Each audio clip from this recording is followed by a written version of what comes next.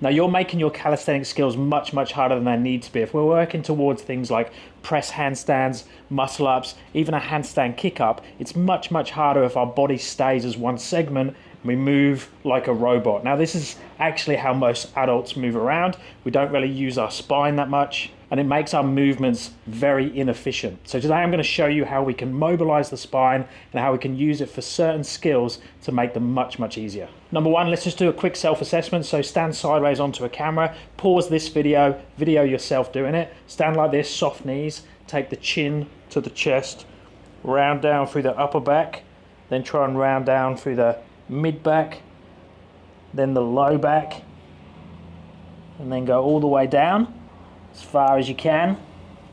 Once you get down there, rewind it, bend the knees, push through the low back, through the mid back, through the upper back, and then stand really tall.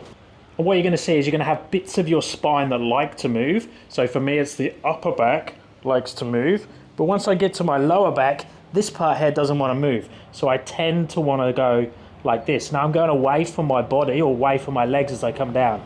Ideally, I would stay nice and close to the legs and be able to roll all the way down and be more efficient in my movement in terms of my pathway. And that's really important for things like press handstand, because if I'm in this position and I want to go up, if I can go straight up, roll through the spine, roll through the hips into that position, it's going to be much easier than coming down on the floor like this and then having to come here and then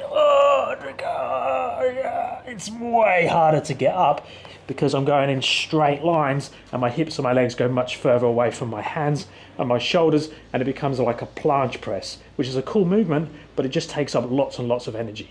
Next, come down onto the floor. Now this one's a little bit easier to feel what's happening because you have that contact against the floor. So I'm going to bend the knees, I'm going to lay down in this position. Next, I'm just going to push my low back into the floor using the abs. Then I'm going to keep pushing in. I'm going to see if I can lift my butt off the floor, but my low back is still on the floor. So that initial rolling of the spine has started to happen, but very low down. And then I'm going to keep rolling up bit by bit. I'm trying to get each segment of the spine to come off until I get up onto my shoulders, and then I'm in like a hip bridge position. So glutes, abs are on a little bit, and then I'm going to try as best I can to get my next segment of my spine to touch as I come back down. So bit by bit, I'm trying to roll the spine down onto the floor. So ideally, low back is going to touch before the butt. And I'm going to keep going. I'm actually going to go into an anterior tilt. So I'm going to get a gap now in my low back off the floor, and then I can do the movement again and roll back up again. So it's a good assessment tool, but this is also a really good exercise on understanding how to move that lower part of the spine.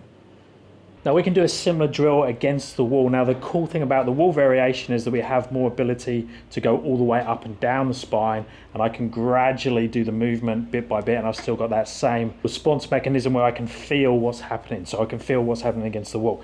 So first of all, I'm just going to put everything against the wall. I'm just going to push back against it. So my head and my butt is touching and all of my spine. So I'm just pushing back into it. Now it's easier if I've got soft knees. So have your knees bent a little bit, push back into the wall. Now what we're going to do to start with is just focus on that bottom section, so onto the anterior posterior tilt of the pelvis. So an anterior tilt is where I tip forwards and I now have a gap in my low back. Posterior is when I push the low back into the wall. So I should be able to go between those 2 points. So I can go posterior, anterior, posterior, anterior. So posterior is when I push my low back in, anterior is when I have a gap in my back. So next we're going to do like we've done on the floor. I'm going to push my low back into the floor, and then I'm going to lift my butt off the wall. Then I'm just going to keep peeling bit by bit off the wall till I get up to my shoulders, my upper back, even close to my neck. Now your neck's probably not going to touch. Don't worry about trying to get your neck to touch. That will have a natural gap there for most people. And then I'm going to push off the wall completely onto my head. So I'm in that position, and then I'm just going to roll down. So I'm going to go upper back, mid back, low back, and then eventually butt will touch, and then I can go into an anterior tilt and I can roll back off that. So again, great assessment, but also great exercise of understanding how to start to roll, and you'll start to feel where your body likes to move in chunks and where it has good spinal mobility, and you can articulate really well through each segment of the spine. Now the cool things with those last two, the floor version and the wall version, is we've got that contact off those surfaces. So we've got the contact of the floor, we've got the contact against the wall. Now we can do different variations of both of those exercises that are really good to understand the spinal articulation, but most people will feel a bit silly doing these next ones in a public gym. So you might want to do these at home to start with in private, and you'll see why. So I'm going to turn the head, not the head, the hat around. Now I'm going to stand this far away from the wall. I'm going to take my forehead to the wall. So my forehead goes, it's very, very lightly touching. Then I'm going to move the head up so my nose touches, then my chin. Now I'm going to try and get my chest to start coming towards the wall. I'm keeping my hips back so I don't fall onto the wall. So then my chest comes towards the wall, my ribs, my hips. My head has to start coming back now, so again I don't fall forwards. My hips, my thighs, my knees, and then when I get to this point I'm going to start to roll or round the upper back and come back to that position again. And then I'm going to roll up the spine or up the wall. And you can see I'm snaking through the movement to try and get as much articulation through each segment as I can. Now you can see why a lot of people don't like doing this one in public, but it is really good to feel what's happening. And this is a little bit like the movement that happens when you do a muscle up, because I pull up and then I go over into the bottom of the dip, and then I push out of the dip. Then we have the opposite movement, or the backwards version. So this one we stand here. First of all, we're going to take the butt towards the wall, then the low back, then the mid back, then the upper back. Now as I take the upper back towards the wall, my hips are coming off the wall, and then the head, and then the butt goes back again. So you can see I'm going through the spine from the butt first, low back, mid back, upper back, and you get to the point where you can do both of these variations away from the wall, and you'll definitely feel where your gaps are, and you'll definitely feel a bit silly doing them in public. So the floor, the wall, and then those last two work really well as assessment and mobility type exercises. Now the other things that can hold you back with this is if we're super tight in certain muscles, and that locks us down posturally and we literally can't move in that position. And that's why we need to start thinking about the main muscles that we use in the movements. So in terms of the pelvic tilting, going between anterior and posterior tilting of the pelvis, so that one, the main movers here, or the main muscles that stop us from going in and out of those positions, are the quads and hip flexors on this side. They tend to pull us forwards like this and increase anterior tilt. And then on the back we have the hamstrings and the butt, or hamstrings and glute muscles, that pull us in the opposite direction, that pulls the back into the wall like that, goes into a posterior tilt. Now you do have the muscles above the pelvis as well. So on the front, we've obviously got obliques and abdominals that will pull up towards that posterior tilt. And then we have the erectors and the quadratus laborum and muscles on the back above the pelvis. But it normally tends to be posturally the ones below that tend to control the positions more. So quads and hip flexors being tight pulls us into that duck position, tends to go along with longer and weaker hamstrings and glutes. Or if our hamstrings and glutes are tighter, we tend to be pulled into this position, and that goes hand in hand with having longer quads and hip flexors. So if we look like this one, we have a bigger anterior tilt. We need to do more quad, hip flexor stretching, this type of thing, making sure we can open up through here.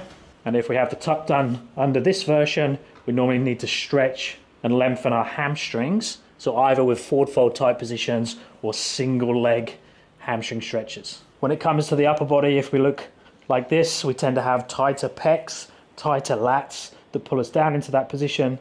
And then our thoracic spine, so our upper back, tends to be tight. The easiest way to open all those up is to do passive hanging.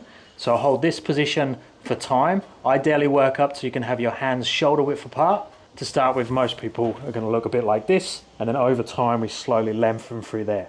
So that's a really good one because it just gets everything at once. But we can target all of those muscles for a pec stretch, push the shoulder into the floor, have the arm at 90 degrees to the torso, bend this arm and then turn away. So we're getting into that pec stretch. I feel this one in the bicep a lot as well. We have another one of my favorites, the thoracic extension exercises. So this one changed my upper body mobility dramatically. So into this position, making sure you keep a neutral spine. We don't want to be arching through the low back as we go backwards, and then just slowly open up through the segments. This is cool because you can target different parts of your spine. Trying to go into extension at each one. Just try and feel if you're compensating though, if you get really tight there. Don't just move the neck, don't just move the low back. Make sure you're moving where the roller is. And then for the lats, we can set up with a bar or a ring into this position. I'm going to take my right leg behind me if I'm stretching the right side into that position, and then I can hang there. So that's really good for opening up or underneath the arm.